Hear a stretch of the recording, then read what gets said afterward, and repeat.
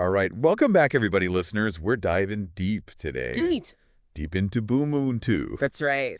And this is a fascinating topic for us today. And the source material we've got here is called Bumuntu, science or philosophy. And that is exactly what we're going to be looking at today. What is this thing? How can we understand this? I think that's a really good question. Yeah. How can we understand it as a living philosophy, but also how science is starting to back up a lot of the stuff that this is talking about? Yeah. Pretty cool. So when I first started looking into this, I was struck by how it's not just some pie-in-the-sky abstract idea. Absolutely. It's like a really practical It kind of way of living. It's a lived philosophy. Yeah. You know, it's something that's really embedded into the African identity and something that has shaped society and social interactions for centuries. And it's something that, you know, at its core, the philosophy really emphasizes the accomplished human, you know, this human that embodies certain virtues. Yeah.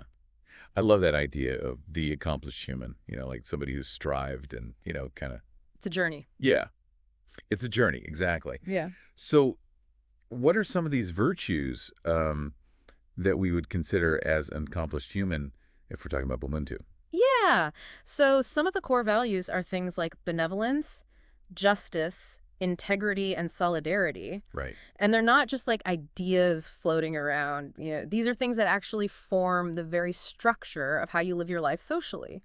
So you can imagine a society where every interaction that you have is actually guided by those principles. Right. So that would be like the ideal, right? Yeah. Where every decision that you make is based on these core tenets. That's the essence of Bumuntu. Yeah.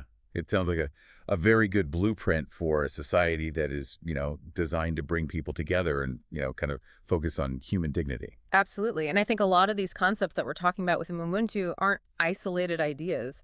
You know, in Africa, there are a lot of interconnected philosophies. You know, you can look at things like Ubuntu, which emphasizes this interconnectedness between people, and even as far back as ancient Egypt, you know, with Mott, which looked at truth and balance, you know, really an emphasis on the harmony between individuals and their community and the natural world around them. So this is something that is definitely not just a theoretical thing. This is absolutely not. Very much integrated into the culture. Yeah. And I think one of the most interesting things about Bumuntu is how it's transmitted. Yeah. It's not something that you're going to find in some ancient text somewhere or scroll. Right. It's passed down through storytelling. Right. Through daily practices and rituals. So it's very dynamic. Very much so. Very much a living philosophy. Yeah. A living, breathing thing that evolves with people. Now, what's fascinating to me is this idea that it's not just this philosophy, but it also acts almost like a science. It's a framework, you know, almost a social science in a way. Yeah.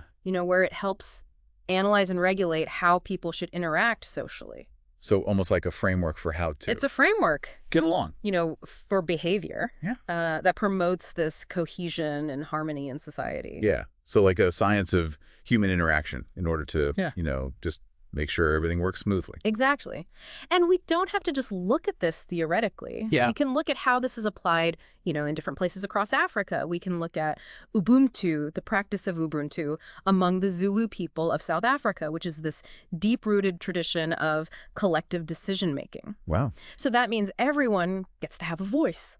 That's great. Right. And they come together to solve problems through consensus. Right. And this embodies the principle of solidarity, Right. which is this core value of Bumuntu.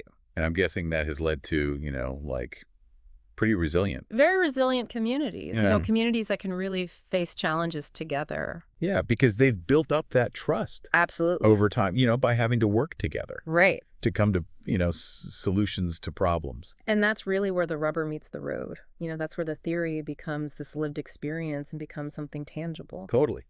And you know what's really interesting to me is this whole concept of, you know, science is now starting to, you know, modern science is now starting to back up a lot of these ideas It's amazing. with neuroscience. Tell me a little bit about that. So what we're seeing is, you know, actions that align with the values of Bumuntu Right. are actually activating specific areas of the brain that are linked to well-being. Whoa. So it's like they knew this intuitively, Absolutely. and now science is coming along and like proving it. Yeah, proving the wisdom of the ancestors. Yeah. And there have been studies showing that acts of empathy and altruism, which are very core to Bumuntu, actually trigger the release of certain hormones like oxytocin and dopamine. Right. And those are neurochemicals that are linked to feelings of trust and connection and happiness. Wow. And that's not just for the person doing the action, Right. it's also for the recipient. Oh, wow. So it really reinforces this idea that we're all connected, our well-being is intertwined. That is really cool. Like, they are actually confirming what was already known, They are.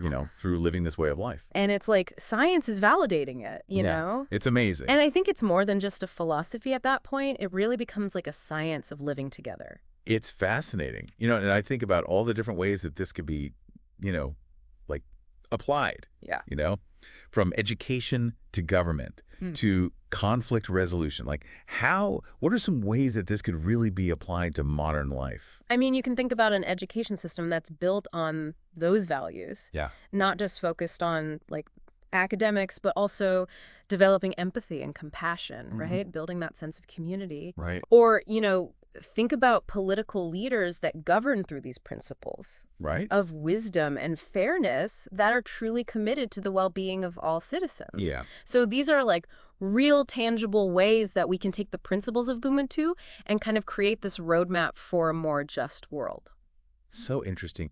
In a world that is driven so much by individualism and competition, this is like a total Paradigm shift. Yeah, this is like a total like reframing of how we should be viewing, society. It is. It's this reminder that we're all interconnected, that Right. compassion and collective well-being are crucial to thriving as a society. Very, very cool. Yeah.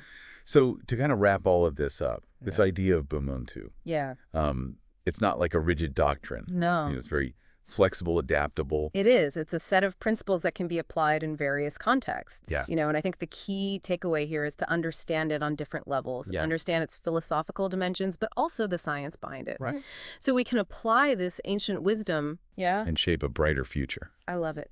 So before we go today, I want to leave our listeners with one final thought, and this is something to really chew on.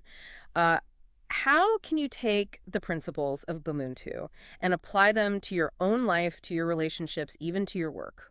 It's a big question, It is. but it's one worth considering. Yeah, absolutely.